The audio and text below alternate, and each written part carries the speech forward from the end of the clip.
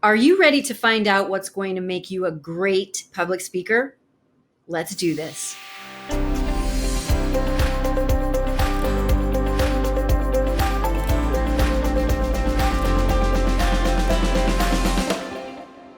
Many people reach out to me and say, what makes a great public speaker? And it really comes all down to authenticity. When you are honest and truthful about what you're talking about and you know who you are, that is how you are going to connect to an audience. I share with you, my viewers, that in August, I turned 50 years old. That's right. I turned the big 50. And I shared 50 lessons that I learned in my 50 years all over Facebook. Well, I'm sharing these 50 lessons here with you today because they directly relate to who you are as a human being and how you can tap into your authenticity and become a great speaker. I'm going to read this list of 50 lessons that I have learned, starting with number 1. Stay curious. Always search for more answers. 2, be demanding. Demand of yourself, demand of your family, demand of your community, and demand of your audience. 3, eat what you want some of the time, but be sure not to eat protein right before you go on stage because your stomach will be digesting instead of energizing you for that big talk. 4, live life with clarity. Life is short.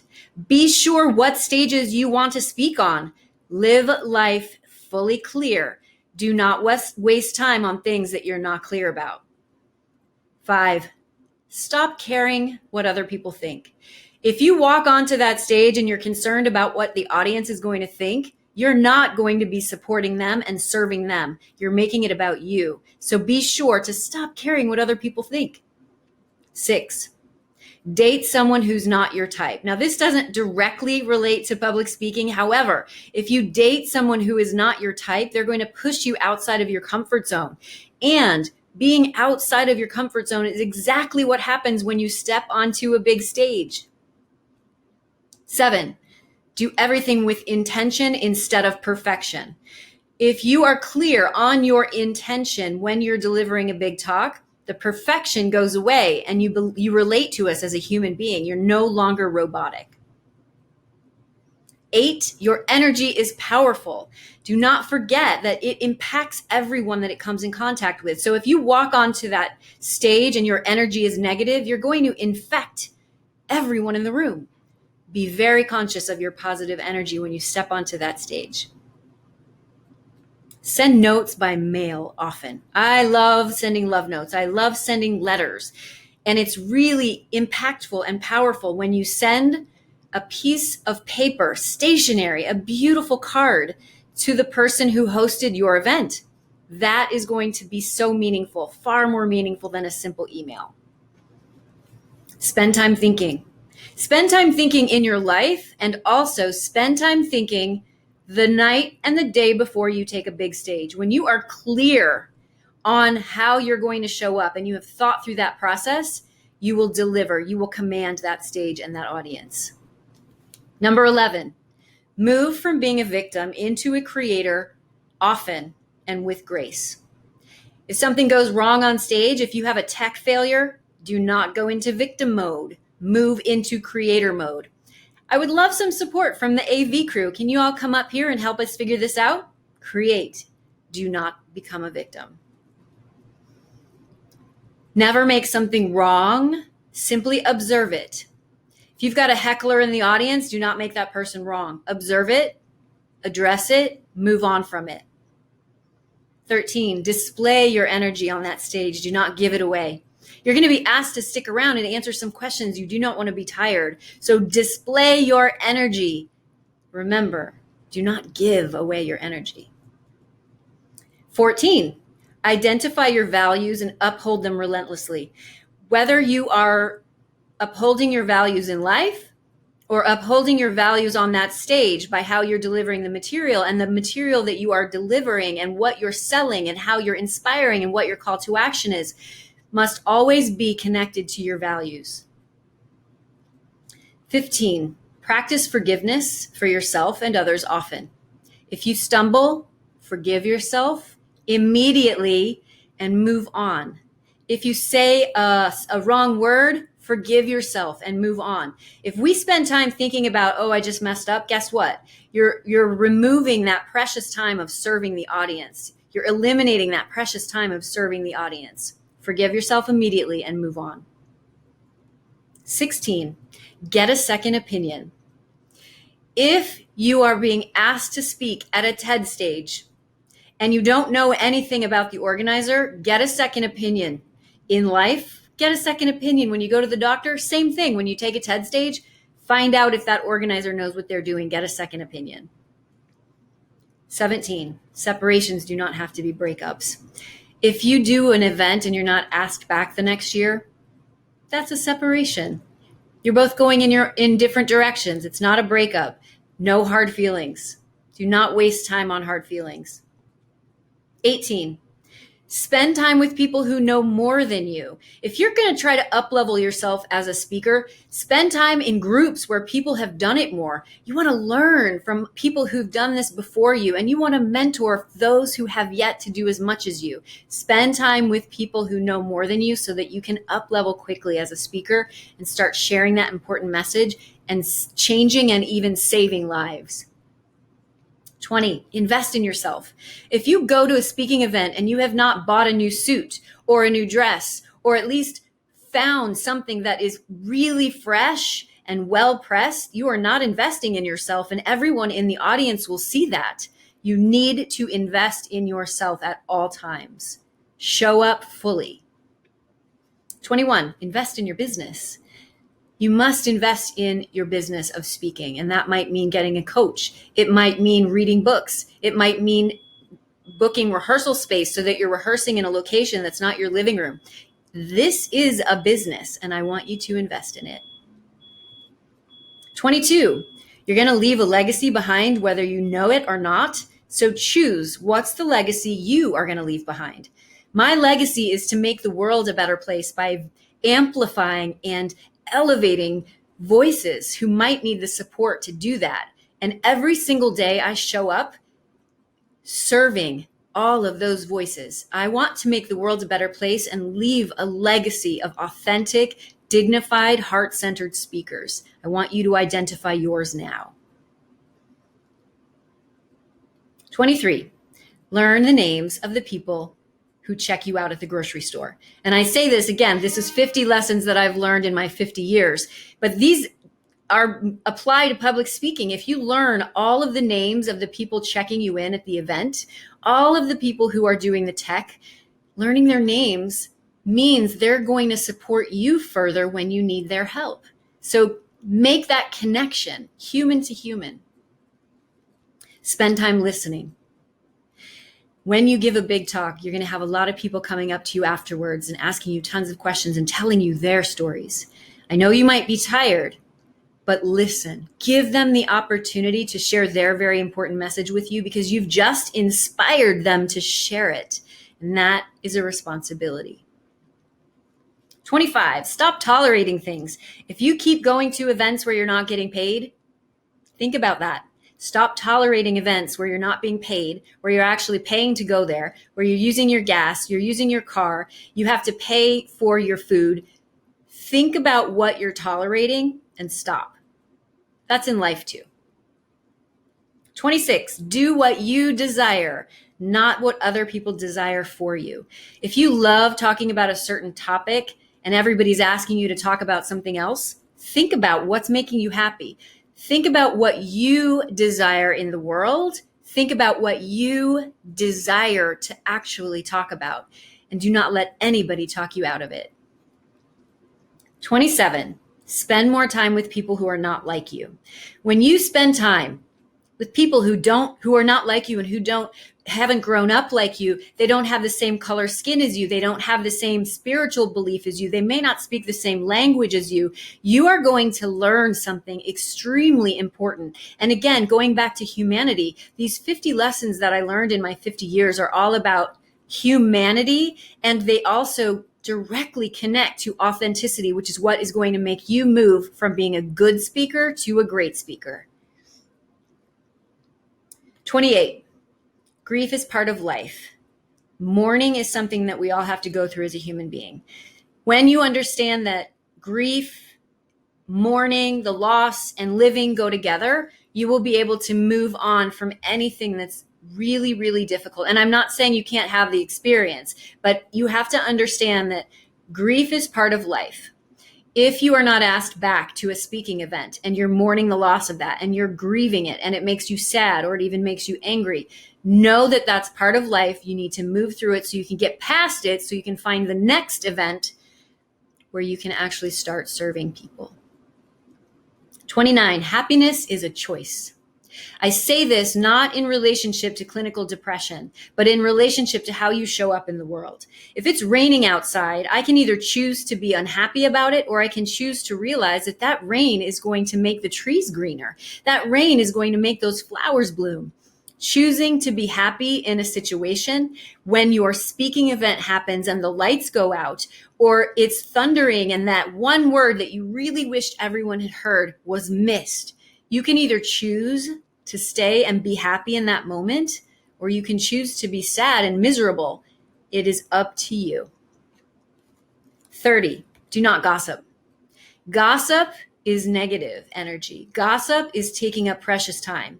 It's violence towards you, and it's violence toward the person that you're talking about. If you're in a room and people are gossiping, leave the room. If you're in a group and people are gossiping, Facebook group, whatever, some community group, leave the group.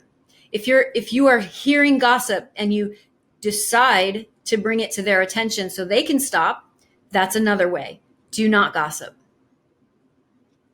31, when in doubt, say thank you. Thank yous are free. Thank everyone who invited you to speak at their event. Thank everyone in the audience for giving you the time, the gift of their time and attention. Thank the person who helped rehearse you and get you ready. And thank yourself for investing so deeply in yourself and in your time so that you could deliver an incredible, captivating, and commanding talk. 32. Give to the causes that you love. Again, we're going back to my 50 lessons I learned in 50 years, but I truly believe you should give to the causes you love. So when you're getting paid speaking gigs, give some of that money to your favorite charity. Give some of that money to a scholarship to a young woman who could potentially want to be a big time speaker. 33, be a mentor.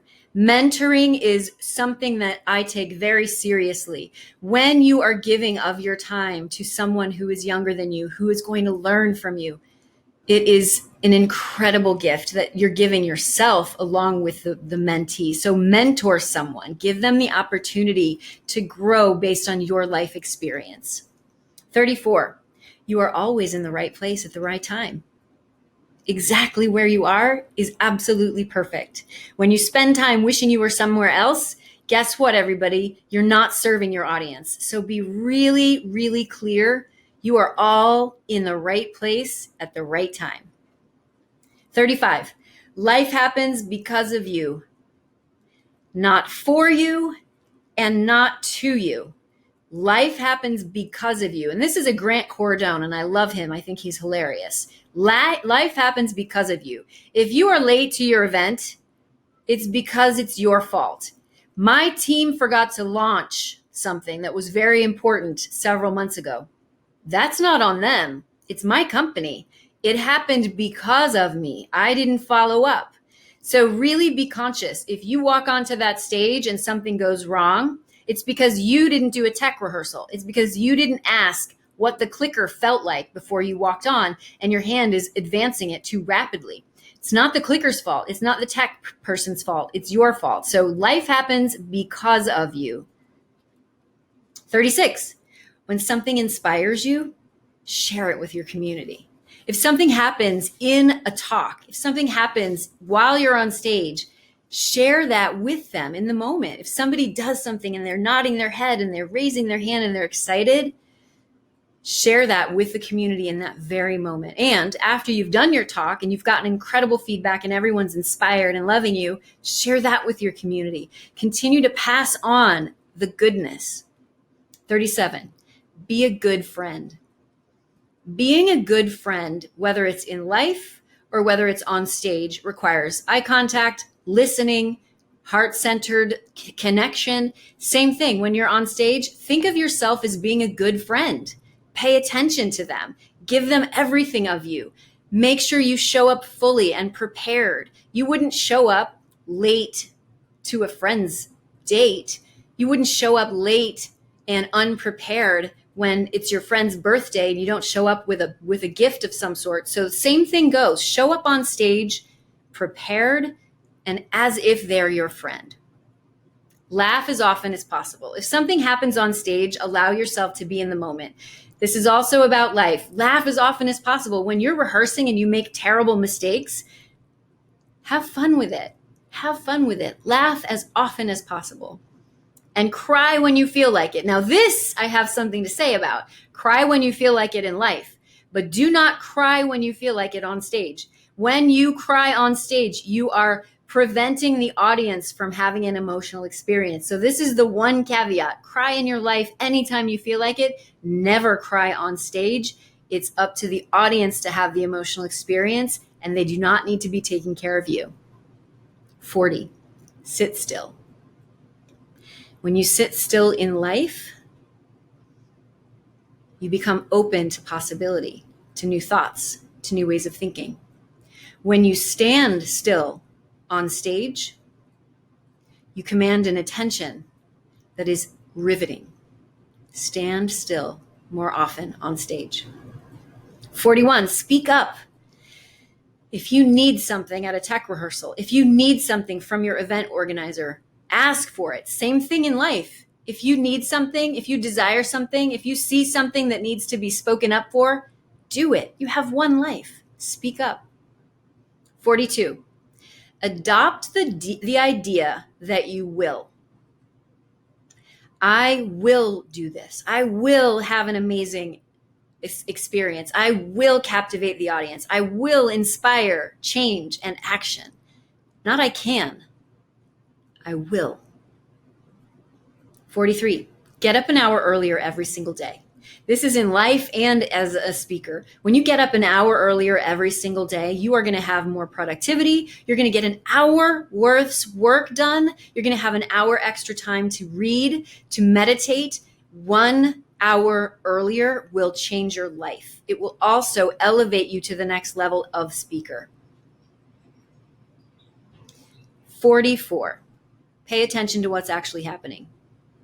When you give yourself the gift of observation and remove lies from truths and pay attention to what's happening, you will not only show up fuller in life, you will be a better, more authentic speaker.